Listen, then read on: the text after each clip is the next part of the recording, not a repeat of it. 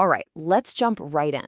Today, we're talking about what comes after the solar and wind boom we're all seeing. That's just the first chapter of the story.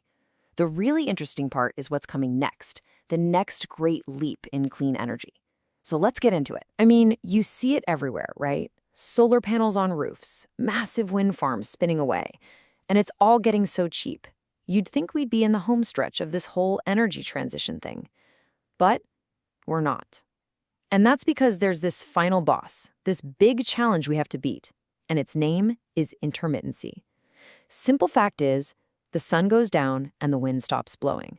So the real question is, how do we power everything 24/7 with clean energy? Okay, so this really breaks it down. On the one hand, what we have today is amazing. Solar and wind are cheap, you can build them at a massive scale. But that weakness, that on-again, off-again nature, that's the big hurdle. And that's exactly what this next wave of tech is designed to fix. We're talking about round-the-clock power, incredible flexibility, and tapping into brand new resources we've barely even thought about until now. So let's get specific about those hurdles. First, you've got that sun-wind gap.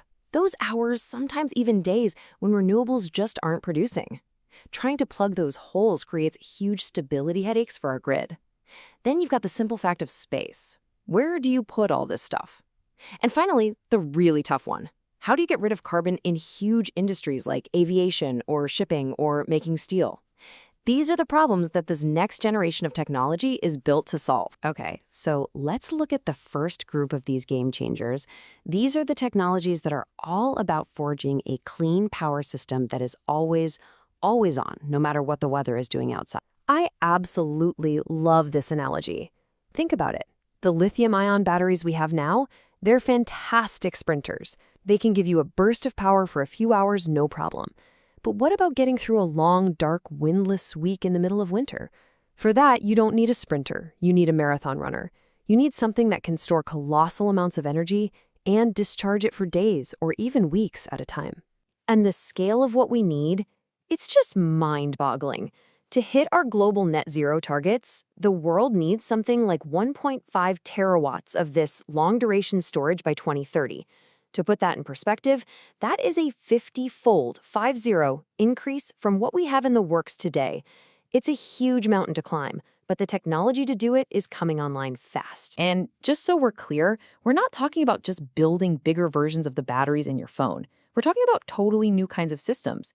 You've got companies like Form Energy building these incredible 100-hour iron-air batteries that basically store energy by rusting and unrusting a block of iron. How cool is that? Others are using flow batteries or storing energy as heat in huge vats of molten salt.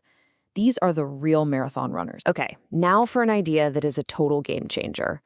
What if we could tap into a virtually limitless supply of clean energy that's available 24/7, pretty much anywhere on Earth? And it's right under our feet. This is the promise of what's called enhanced geothermal systems, or EGS. The idea is to use advanced drilling techniques, a lot of them borrowed from the oil and gas industry, to unlock the planet's natural heat. And the scale of this resource is, well, it's almost hard to wrap your head around. This quote basically says that if we could tap just a tiny piece of the Earth's deep heat, it could give us more energy than all of the fossil fuels and all of the nuclear power in the world combined. And this isn't just a theory anymore. Companies like Fervo Energy are out there right now proving this works and delivering clean, reliable, around-the-clock power. So when you put these technologies together, you get this amazing 24/7 power squad. By 2030, you'll see enhanced geothermal really starting to scale up. You'll see a big comeback for concentrated solar, which uses mirrors to store the sun's heat so it can generate power long after sunset. And then you've got marine energy, tapping into the super predictable power of tides and waves. It's a powerful combination. Okay, so we've covered our 24/7 power sources, but that's only half the battle. The transition also demands brand new fuels for all the things we can't just plug in, and it needs a much, much smarter brain to manage this incredibly complex new system. Yeah, this is a really big piece of the puzzle, right? I mean, how do you fly a jumbo jet across the Atlantic using clean energy? How do you create the kind of insane temperatures you need to make steel or cement without just burning a bunch of fossil fuels? The answer is you have to create new clean molecules. And a huge part of that answer is green hydrogen. You make it by using renewable electricity to split water into hydrogen and oxygen. It's incredibly versatile. And as you can see, by 2050, it's expected to play a major role in pretty much everything, from transportation and heavy industry to balancing the power grid. Get this, if all the projects that have been announced actually get built, we could be making 49 million tons of the stuff every year by 2030. And this is not just theoretical. It's happening right now. Advanced biofuels are scaling up fast. Sustainable aviation fuel, or SAF, is on track for explosive growth thanks to new rules in Europe and the US. Companies like Neste, the world's biggest producer, are pumping out huge amounts of it. This is how we start to decarbonize those really, really tough sectors. So how on earth do you manage all this new complexity, all these different sources of power and fuel? Well, you need a smarter grid. You need a digital brain. And you can see the investment here is just exploding. The market for AI and energy is projected to rocket to over $10 billion by 2030. AI is becoming absolutely essential to predict, manage, and stabilize this new energy world. And one of the coolest applications of this AI is something called a virtual power plant, or VPP. It's brilliant. It works by networking together thousands of different resources out in the wild. Things like rooftop solar, home batteries, even your electric car sitting in the garage. That AI brain coordinates them all so they can act like one single massive and super flexible power plant that helps the grid when it needs it most. It's a completely different way of thinking about where our power comes from. So we have the technologies. The potential is absolutely there.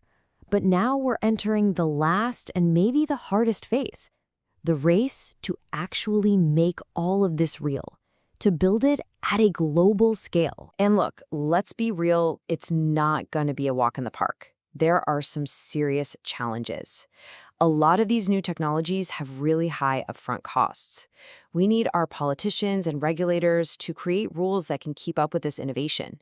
The amount of new infrastructure we need to build is just enormous. And of course, you have to think about supply chains for critical materials and making sure the public is on board with building all this stuff. But here's the really exciting part. Despite those hurdles, the future is arriving pretty much on schedule. We're already hitting key milestones. Those hyper-efficient tandem solar panels, the first ones shipped this year. By 2026, those big SAF plants will be humming, and by the end of the decade, we're shooting for those massive hydrogen and energy storage targets. This isn't science fiction anymore.